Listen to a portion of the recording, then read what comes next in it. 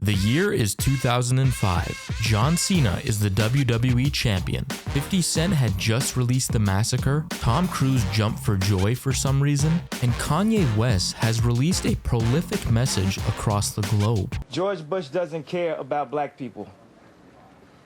But most importantly, a little game called Midnight Club 3 Dub Edition releases in April. To say this game was a cultural phenomenon would be an absolute understatement. This game would not only shake the racing game genre to its core, but it would also intertwine with the hip-hop and thriving car culture of the 2000s perfectly. It's one of those games that feels like a time capsule of early 2000s car and hip-hop culture. It's not just a racing game, it's a whole vibe, capturing a time when street racing, custom cars, and hip-hop were all intertwined. What makes it so special is how much the game leaned into the influence of hip-hop, not just as a soundtrack, but as a core part of its identity. In the early 2000s, Dub Magazine stood as a prominent voice in the automotive world, celebrated for its focus on luxury car customization and the vibrant urban lifestyle. The magazine showcased vehicles transformed with oversized rims, custom paint jobs, and lavish interiors, reflecting a culture where cars were more than just transportation.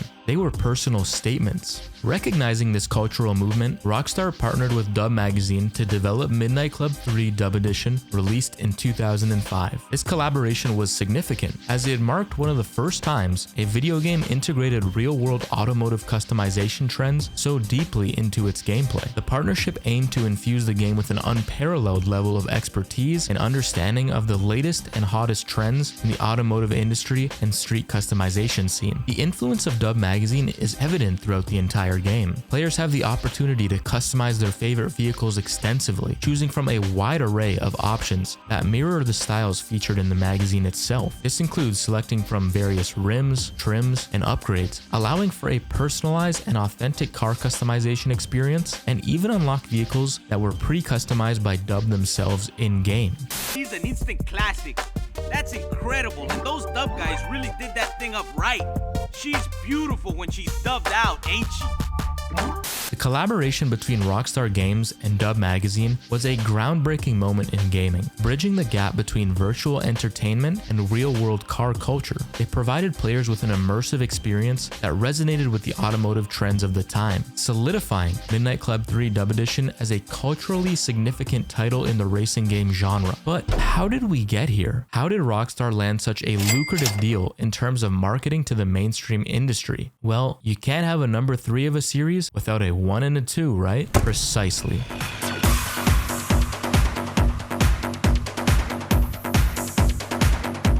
So allow me to give you a brief history of the Midnight Club series. The first game in the franchise, Midnight Club Street Racing, released in the year 2000 and was developed by Angel Studios, later known as Rockstar San Diego, and published by Rockstar Games. It served as a launch title for the PlayStation 2, making it one of the earliest games available on the platform, and was also released for the Game Boy Advance. This game introduced players to the concept of competitive street racing within an open world environment, specifically in condensed versions of New York and London. The gameplay was inspired by the real-life Japanese street racing scene, known as the Midnight Club, which raced on the Bayshore route of Tokyo's Shuto Expressway. The game was well received for its innovative open-world racing, but was noted for its simple graphics and gameplay mechanics compared to later titles. Following the success of the first game, Midnight Club 2 was released in 2003, also developed by Rockstar San Diego. This sequel expanded the racing grounds to include 3 cities this time: Los Angeles, Paris, and Tokyo, each with distinct atmospheres and racing styles. The game improved on its predecessor with enhanced graphics, a broader selection of vehicles, and more complex racing dynamics. The development team focused on refining the open world experience, allowing for more freedom in how players could approach the racing challenges. The game also introduced a narrative where players could progress through different levels by winning races and gaining respect amongst the city's underground racing scene. Midnight Club 2 was pivotal in establishing the series' reputation for high-speed, arcade-style racing. The development of Midnight Club 3 Dub Edition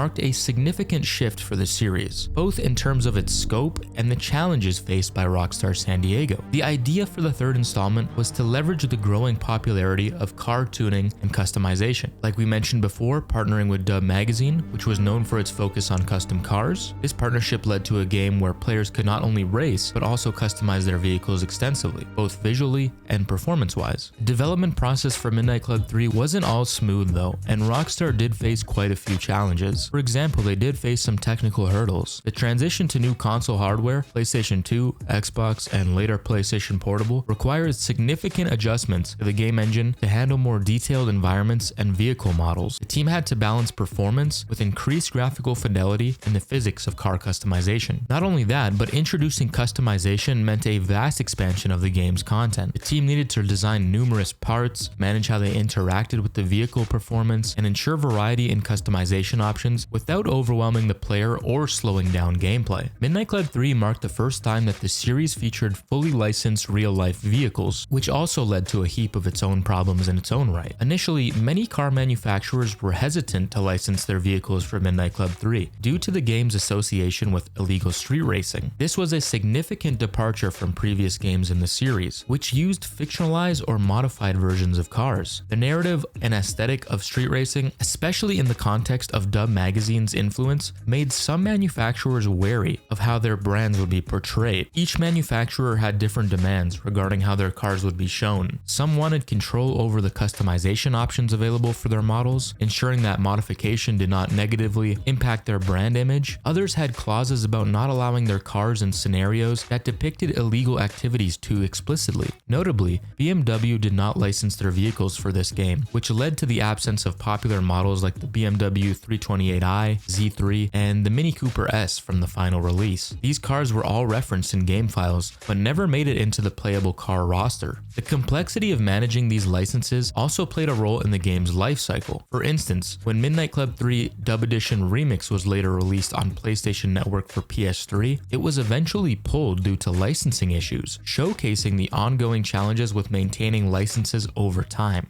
The game utilized an evolution of the engine from Midtown Madness 2, but was significantly updated to handle the new customization features and the increased detail of the environments. This involved a lot of rework on physics, especially vehicle handling, with added parts like spoilers and different tire types. There was a considerable amount of cut content that didn't make it into the final game as well. Apart from BMW, other vehicles like a Chevrolet Nova, Pontiac Grand Prix GXP, and a Chevrolet Vega were mentioned in audio files or game data, but were never implemented. Early builds show different UI elements, vehicle selection screens, and even different garage environments. Some features like better reflections were scaled back due to hardware limitations as well. There were plans for characters like Carlos to return with specific vehicles like a Chevrolet Camaro Z28, but these were either changed or not fully implemented. The team faced a challenge of balancing the game's racing core to new customization mechanics. This involved a lot of back and forth on gameplay design, where decisions had to be made about how customization would affect racing dynamics without making the game too complex or unmanageable for the player. Early feedback from beta testers and internal sessions influenced the final product. For instance, the community's love for customization from the Need for Speed Underground series might have pushed Rockstar to enhance these features even more in Midnight Club 3. Upon its release in April 2005, Midnight Club 3 Dub Edition was met with widespread acclaim from both critics and the gaming community. Critics lauded the game for its expansive open-world environments, the innovative customization system in partnership with Dub Magazine, and its arcade-style racing that was both accessible and thrilling. Review aggregators like Metacritic gave the game a score in the high 80s, with IGN at the time awarding it a 9.2 out of 10, praising its authenticity and the depth of its gameplay. GameSpot's review echoed this sentiment as well, highlighting the game's customization and variety, thus contributing to its reputation as a standout title in the racing genre. Sales figures were also impressive. Midnight Club 3 Dub Edition sold over 1.1 million copies on the PlayStation 2 and an astonishing 3.6 million copies on the PlayStation Portable, the PSP, reflecting its broad appeal across different platforms. The success wasn't just limited to sales. The game's online multiplayer component was praised for its seamless integration, a robust community experience that kept the game relevant long after its release. The legacy of Midnight Club 3 Dub Edition has only grown over the years. It's often cited as a legendary title within the racing game community for setting standards in vehicle customization and open world racing dynamics. Fans reminisce about the game's detailed car modification options, the distinct atmospheres of the cities, and the memorable soundtrack that encapsulated the urban racing culture of the early 2000s. Even today, it's remembered fondly in gaming circles, with many players advocating for a remaster or a new entry in the series, underscoring its lasting impact and the nostalgia it evokes. This enduring love has cemented Midnight Club 3 as a classic in the annals of video game history. Cause here at 619s, we got it all. All aftermarket stuff, bodywork, and under the hood. Make it fast and make it beautiful. Hey, but I ain't no salesman. So go look through the cars, pick out what you want, and don't try to get funny with the price, cause this ain't the ghetto.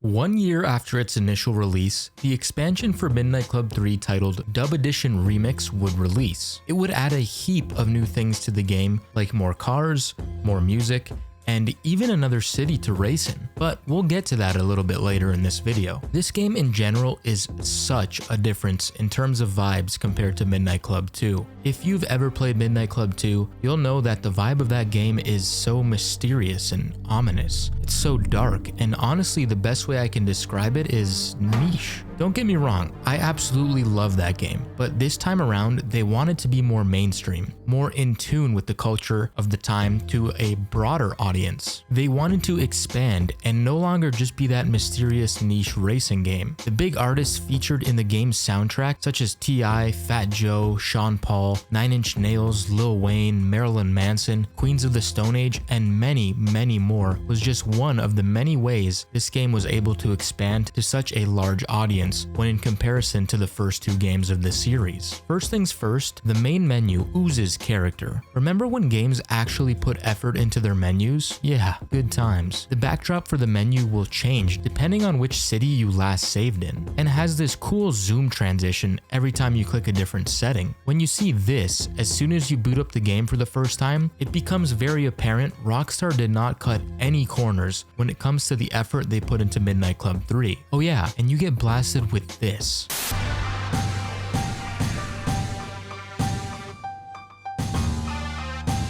There are 3 playable cities in this game: San Diego, Atlanta, and Detroit, along with Tokyo if you are playing the Remix Edition. Midnight Club 3 Dub Edition begins in San Diego, but unlike many racing games that follow a very structured progression where players take over one city at a time, this game offers a much more dynamic approach. As you progress and unlock Atlanta and Detroit, all 3 cities remain active with races available at all times. This means that rather than just being confined to one location for long stretches, you're constantly moving between vastly different urban environments, each offering its own unique challenges. This design keeps the gameplay feeling fresh and varied, especially in club races, where each city's distinct road layouts and terrain force you to adapt your driving style. Whether it's weaving through the neon-lit streets of Atlanta, navigating Detroit's industrial zones, or cruising through San Diego's coastal highways, the constant change of scenery and race types adds a layer of unpredictability that keeps the session engaging. Beyond its sheer speed and technical depth, Midnight Club 3 is filled with moments that almost feel cinematic in their beauty. Few racing games capture the sensation of pure velocity like this one does. Picture yourself braking past 225 miles per hour on the highways of Detroit, the city lights reflecting on your custom ride as traffic blurs around you. Then, as if on cue, the perfect song kicks in, a track that matches the intensity of the moment so well that it feels like the game is reading your mind.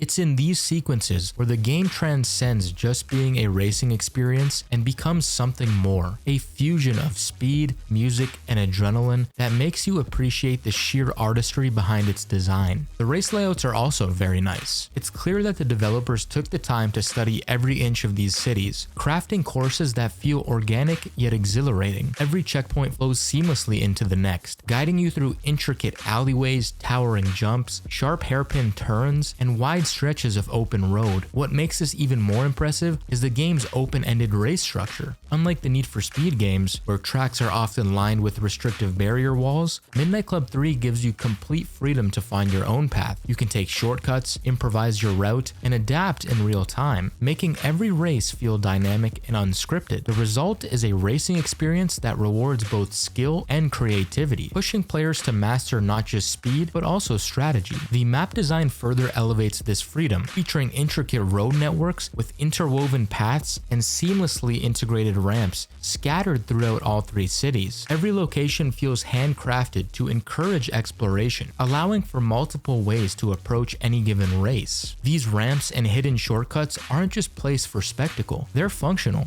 serving as a critical tool to gain an edge over your opponents. Whether it's launching off a highway overpass to land ahead of the competition, or taking an alternate route through a back alley, the city layouts reward players who take the time to learn their surroundings. What makes Midnight Club 3 even more special is how it constantly throws you into unique and unexpected scenarios. One moment you could be in the middle of a high-stakes muscle car race under the neon glow of Atlanta, and the next, you're weaving through the snow-covered streets of Detroit, trying to keep control of a high-powered sports bike as you compete against a fleet of 1000cc superbikes. The sheer variety of conditions and challenges keeps you on your toes, making every race feel like a new experience. Vehicle variety also plays a major role in keeping the gameplay engaging. Unlike many racing games where players tend to stick with one car for long periods of time, Midnight Club 3 constantly encourages you to switch things up. Certain race types, like club races, require specific vehicle classes to enter, meaning you'll regularly be forced to step out of your comfort zone and experiment with new rides. This not only keeps the experience fresh, but also prevents players from becoming too attached to just one car. Instead, you'll always be looking forward to your next upgrade, eager to try something new, whether it's a luxury sedan, a high-performance exotic, or a lightning-fast street bike, like a Ducati. In every aspect of its design, Midnight Club 3 refuses to be predictable. Whether it's through its ever-changing environments, exhilarating high-speed moments, expertly crafted race layouts, or its seamless integration of different vehicles and scenarios, this game ensures that no two races ever feel the same. It's truly a testament to Rockstar San Diego's commitment to delivering an immersive, high-octane experience that stands out even in today's racing landscape. However, it ain't all sunshine and rainbows, boy. In fact, allow me time to now go on a rant about how ridiculously infuriating this game can be. I'd say pretty much every night I played this game, I'd always end the session with a rage quit. Some absolute bullshit would always happen and it would genuinely piss me off. I can't even remember the last time a video game has made me this angry before. I'm usually fairly calm when I'm playing games too. I'd say probably the old school Call of Duty days. Yeah, I'd rage back then for sure.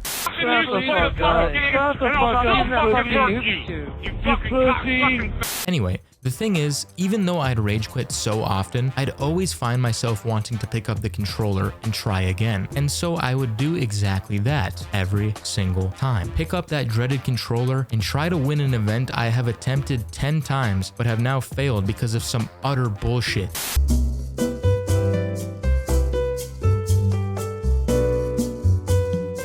Hello, darkness, my old friend. I've come to Midnight Club 3 Dub Edition is, without a doubt, one of the most infuriating racing games I have ever played. From the moment you start, the game makes it very clear that it's not here to hold your hand. The rubber banding is aggressive, traffic is out to get you, and the difficulty curve, it doesn't ease you in, it throws you straight into the deep end. This isn't the kind of game where you can casually breeze through races. No, you're gonna be retrying each one of them at least 5 to 7 times. I'm telling you right now.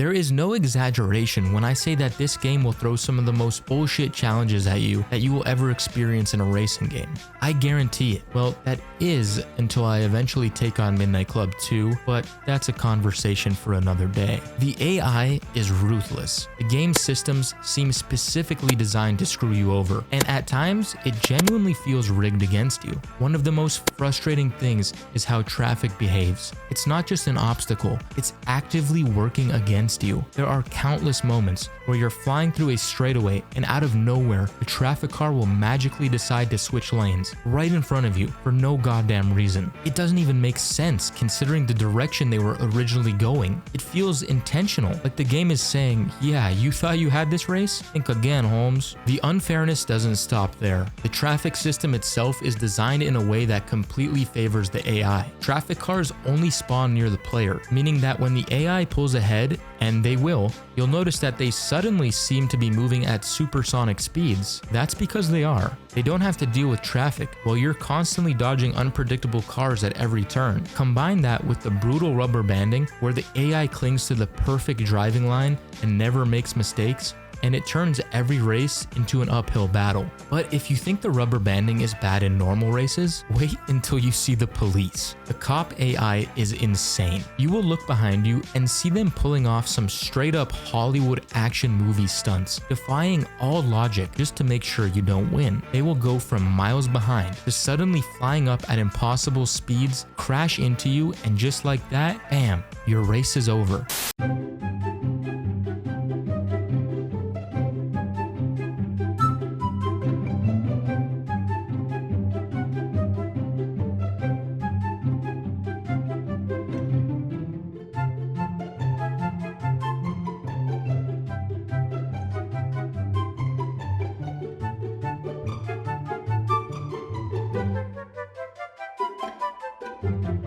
This game doesn't just want you to struggle, it wants you to suffer. Strangely enough though, something interesting happens towards the very end of the game. The difficulty actually starts to ease up. The last 2 to 3 hours of my playthrough were noticeably easier than the absolute chaos that came before. Now, I don't know if that's because of how insanely fast your cars become by that point, or if it's just that after enduring the hell that is the early and mid game, you've adapted. By then, you're so used to breakneck speeds and fighting against the game's bullshit that it starts to feel manageable. Whatever the reason, the shift is undeniable. It's there. After spending hours getting absolutely obliterated by rubber banding AI, unfair traffic, and overpowered cops, the final stretch almost feels, dare I say, fair. But don't get it twisted. Getting to that point is a test of patience, skill, and pure stubbornness. Midnight Club 3 is one of the most brutal racing games out there, and it's not afraid to let you know it. Midnight Club 3 Dub Edition is one of those games that once it gets its hooks into you, it refuses to let go. It's intense, it's fast, and above all, it's ridiculously addicting. The moment a race starts, your focus locks in completely. So much so, you'll find yourself subconsciously holding your breath, bracing for every sharp turn, dodging traffic at the last second, and barely keeping control as you blast through the city streets at breakneck speeds. Every race is a test of reflexes and precision, and because of that, the game has a way of making every victory feel like a genuine accomplishment. It's the kind of experience that keeps you coming back no matter how frustrating it gets. But when you step away from the chaos of the races and just take a moment to drive around, you start to appreciate something that often gets overlooked: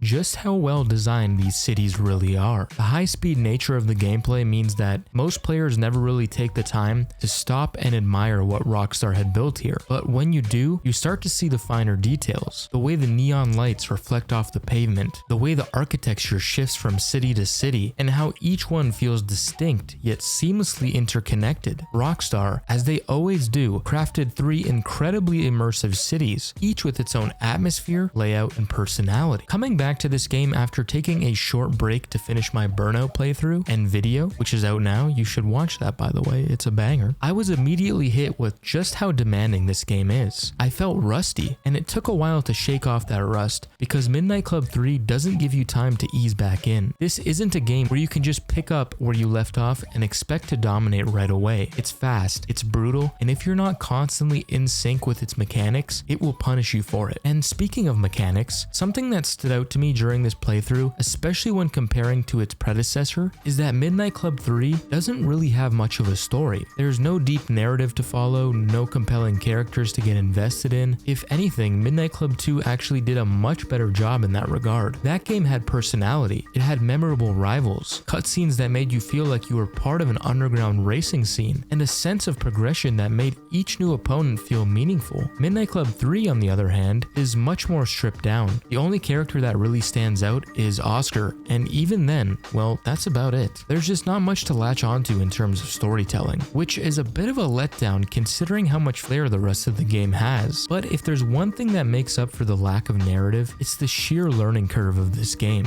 If you're coming from something like the Need for Speed franchise, where tracks are more structured and the handling is a bit more sturdy, I guess you could say, less drifty, less slidey, Midnight Club 3 will throw you off hard. The open race structure, where you have to figure out on your own optimal path between checkpoints, is a huge shift in how you would approach racing in other games. And then there's the handling itself, slidey, drifty, and chaotic. It takes time to adjust, and for the first few hours, you're gonna feel like you're fighting the game more than anything. But once you start to get the hang of it, everything clicks in a way that's actually extremely satisfying. That being said, Midnight Club 3 constantly teeters on the edge of being outright unfair. The difficulty is relentless, and the rubber banding, traffic placement, and overall intensity push the game dangerously close to being unfun, but it never quite crosses that line. Instead, it keeps you in the perfect balance of frustration and exhilaration, where every loss makes you want to try again, and every win feels like you've overcome something nearly impossible. Visually, the game is a perfect snapshot of the mid-2000s. Everything about it is chrome, flashy, and over the top.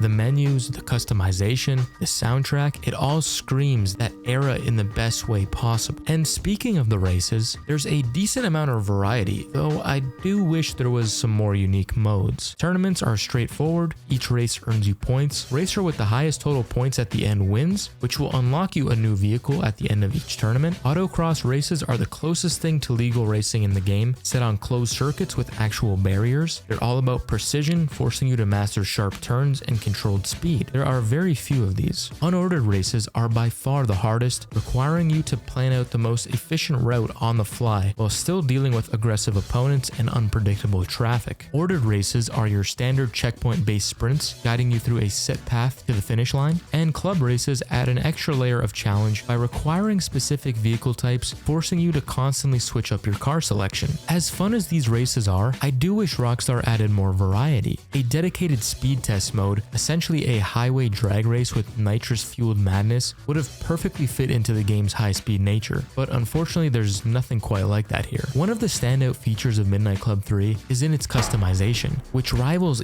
even Need for Speed Underground in terms of depth. You can modify nearly every aspect of your car: body kits, spoilers, neon lights, engine upgrades, but what really stands out is how certain body modifications completely change the look of a car. Some bumpers, for example, alter the entire shape of the headlights or taillights, giving your ride a unique personality. The wheel selection, however, is a bit weak in my opinion, with some notable omissions like BBS and work. And unfortunately, as you progress to higher tier cars, customization becomes much more limited, which is a bit disappointing after getting used to the endless options available early on. I assume this is due to licensing issues with certain cars and manufacturers, but I digress. And then there's the soundtrack, easily one of the best in any racing game. Let's put this into perspective. Need for Speed Underground 2 had 24 songs. Burnout Revenge, released the same year as Midnight Club 3, had 40 songs. Midnight Club 3 Remix, 133 songs. That's insane. And it's not just about the quantity, it's about the variety. Hip-hop,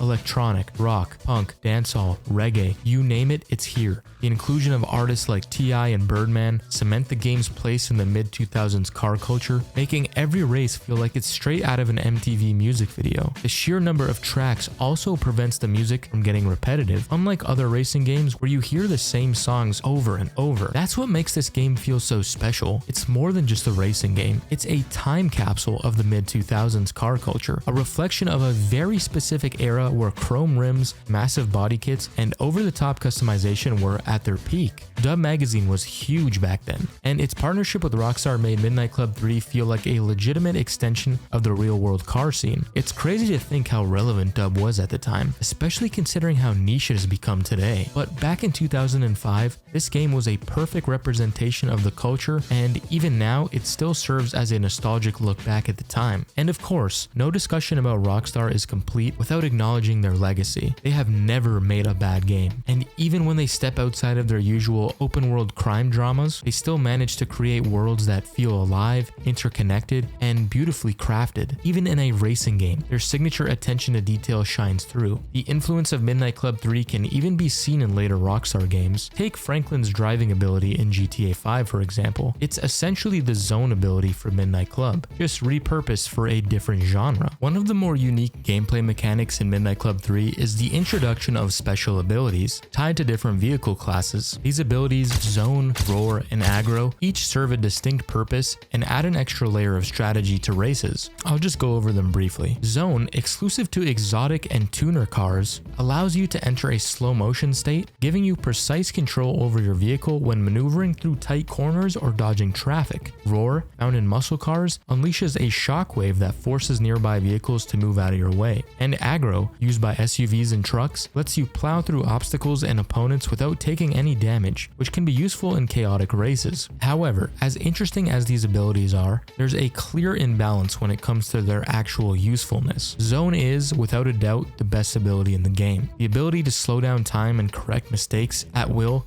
makes it an invaluable tool, especially in a game where one small misstep can cost you an entire race. Cars that don't have Zone, especially muscle cars and SUVs, feel significantly harder to use. Not just because they lack precision, but because the alternatives don't provide nearly the same level of control. Roar can sometimes be useful, but only in very specific situations where you're boxed in by AI traffic, I guess. Aggro, while fun to mess around with, doesn't offer much of a competitive advantage in a game that prioritizes speed and agility, and as a result, players are often discouraged from experimenting with other vehicle classes because choosing anything other than an exotic or a tuner puts them at a noticeable disadvantage. Beyond the soundtrack, Midnight Club 3 also nails the small audio details that make the world feel alive. It's not just about the music, it's about the little chimes, the UI sounds, the engine roars, and even the way the nitrous blast sounds when you hit the boost. Every element of the sound design is satisfying in its own way, subtly enhancing the immersion without being overly flashy.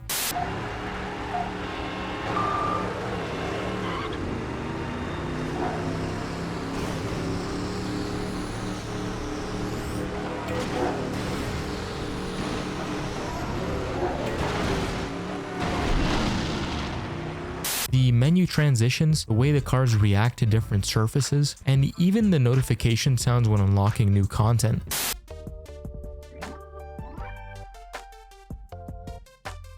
It's all finely tuned to give the game a distinct auditory personality. Another thing that stands out when revisiting Midnight Club 3 is how refreshingly simple its open world feels compared to modern racing games. Today's open world racers like Forza Horizon and Need for Speed Unbound are packed with distractions, speed traps, billboards to smash, stunt jumps, radar zones, and dozens of other side activities designed to keep you engaged. But Midnight Club 3 came from a different era, before all of that became standard. And honestly, that simplicity is kind of nice. The world exists purely as a playground for racing, without any unnecessary fluff. There's no checklist of collectibles to complete, well, there kind of is, but there's no forced open world mechanics to pad out the experience, just pure high-speed action, and it keeps the focus on what matters most, the thrill of the race.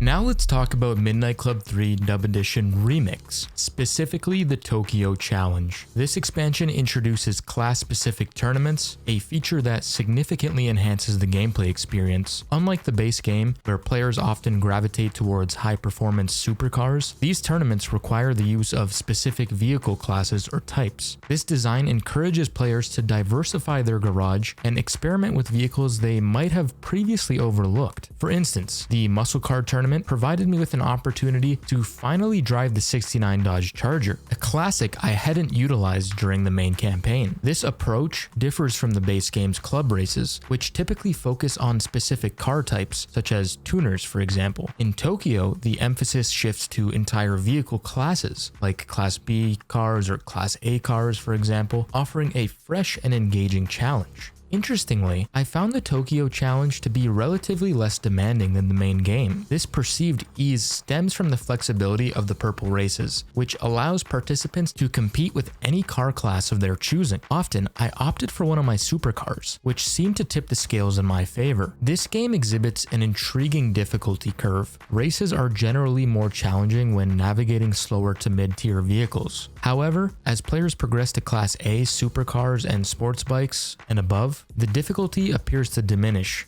at least in my opinion, making the later stages of the game more manageable. The Remix Edition enriches the game with a wealth of new content. It introduces 24 additional vehicles, including models from brands not present in the original version, such as GMC, Infiniti, Pagani, and Scion. The soundtrack also receives a boost with 25 new licensed songs. This diverse musical selection further enhances the immersive racing experience, ensuring that players rarely hear the same song twice in a single session. One of the most significant additions is the brand new map, Tokyo. What makes this particularly exciting is that it's actually a ported version of the Tokyo map for Midnight Club 2, with a few modifications. This serves as a nostalgic throwback for fans of the series, while offering a fresh experience to those who never played the previous entry. Alongside the new city, Remix also introduces a new garage system and even a new mechanic. I forget his name though, but he's kind of funny.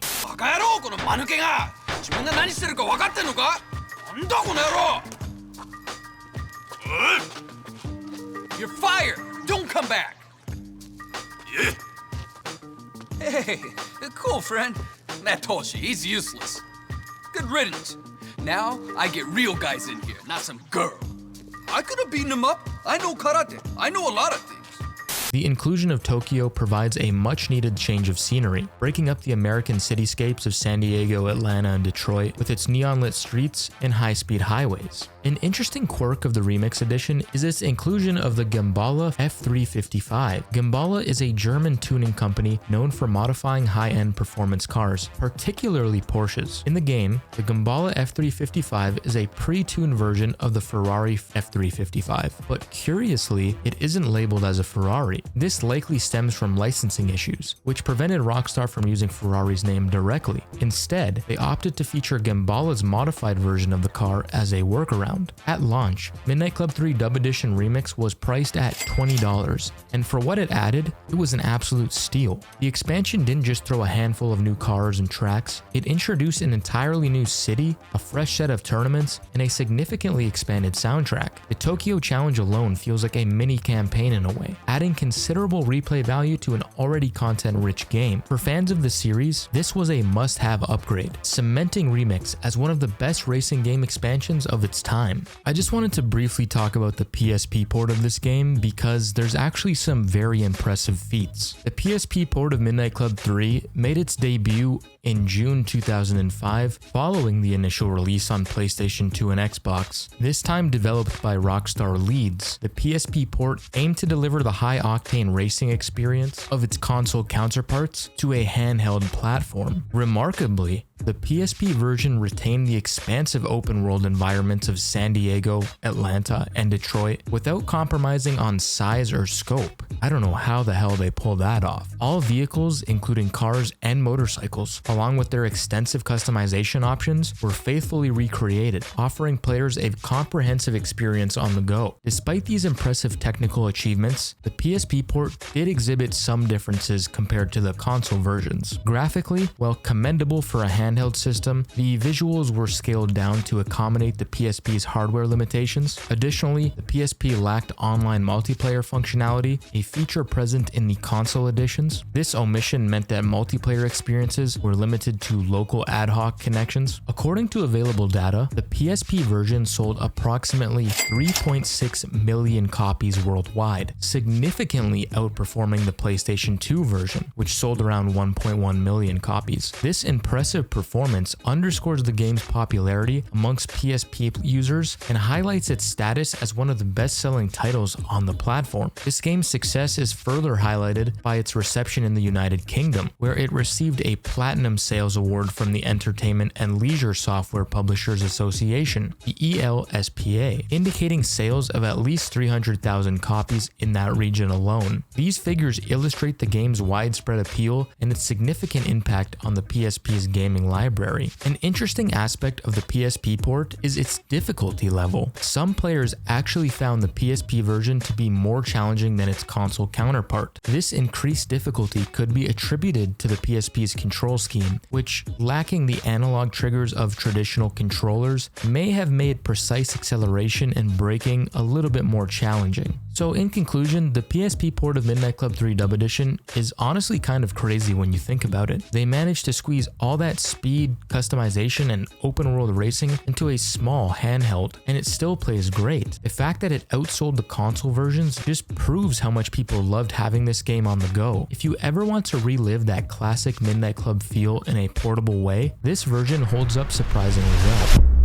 The Midnight Club 3 community has demonstrated remarkable dedication through modding and emulation, keeping the game alive and better than ever. Over the years, enthusiasts have developed various modifications to enhance the experience, from texture upgrades to gameplay tweaks. For example, Nexus Mods hosts a Better Engine Sounds and Balancing Tweaks mod, refining vehicle audio as well as an enhanced vehicle pack that updates textures and liveries for many cars. These projects bring a fresh feel to the game while staying true to its original spirit. In the realm of emulation, the progress has been incredible. The PCSX2 emulator, which allows Midnight Club 3 to run on modern hardware, has seen significant improvements. A few years ago, the game was almost fixed in hardware mode, with minor issues like occasional motion blur and texture flickering. Today, with advancements in emulation technology, it's possible to play Midnight Club 3 at 4K resolution with 60 frames per second, which is exactly what you're seeing on your screen right now. The difference is night and day, making the classic feel smoother and sharper than ever before. Beyond performance upgrades, fans have worked on visual and audio restoration projects to preserve the game's legacy as well. The HD Remastered Texture project upscales and refines the game's visuals, making it look crisp on modern displays. There's also ongoing work to restore the original soundtrack, including tracks that were either altered or removed. These efforts help keep the game as authentic as possible while enhancing it for today's standards. All of this just speaks to the passion of the Midnight Club 3 fanbase. Despite the game being nearly 2 decades old, it is still being improved, optimized, and enjoyed by thousands. Whether it's through modding, custom texture packs, or playing in stunning 4K 60 FPS, the community has ensured that Midnight Club 3 remains one of the greatest arcade racers of all time.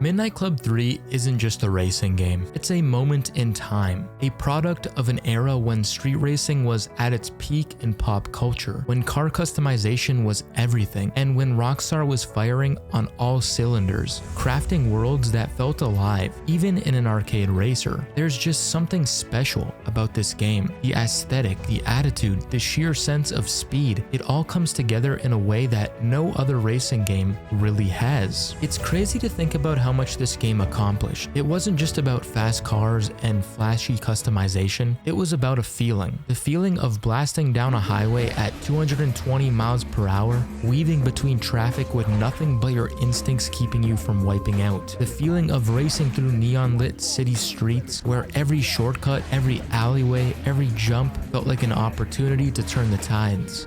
The feeling of pushing your luck just a little too hard, narrowly missing a wreck, but oftentimes crashing, and somehow still pulling off the win. And honestly, that feeling hasn't been replicated since. Midnight Club 3 is a perfect blend of chaos and control, where every race is a test of skill, reflexes, and sometimes just pure luck straight up. It's punishing, it's frustrating, and at times it's downright unfair. But that's what makes every victory so damn satisfying. It doesn't hold your hand, it doesn't slow down for you, and it definitely doesn't care if you're struggling. It expects you to keep up, to adapt, to get better. And when you do, when everything finally clicks, that's when the magic happens. What makes it even crazier is that we haven't seen anything like it since. The Midnight Club series has been dormant for over a decade now, and while open world racing has evolved, nothing has quite captured the energy that this game had. The over-the-top customization, the reckless speed, the way every city felt like a playground built for racing, it's just unmatched. Yet, despite being nearly 2 decades old, Midnight Club 3 refuses to die. Fans are still playing, still modding, still pushing the game to new heights through emulation. Whether it's playing in 4K 60 FPS, restoring lost content, or even just revisiting on its original hardware, the game continues to live on through the passion of its community, and that says a lot. So if you've never played Midnight Club 3, or if it's been years since your last ride, maybe it's time for you to come back, to relive the insanity, the intensity that wasn't just about racing, but about the pure thrill of the ride. Because at the end of the day, that's what makes Midnight Club 3 special. It's not just a game, it's an experience, and honestly, it still holds up. Because games like this don't just disappear, they linger, tucked away in the corners of our minds, waiting for that one song, that one sound, that one fleeting moment to bring it all rushing back. And when it does, you realize some things aren't just nostalgia, some things are timeless. And Midnight Club 3, ladies and gentlemen, will forever be timeless. Well, thanks for watching, folks. Make sure to follow me on Twitter and subscribe because we are on the road to 100K. Bye.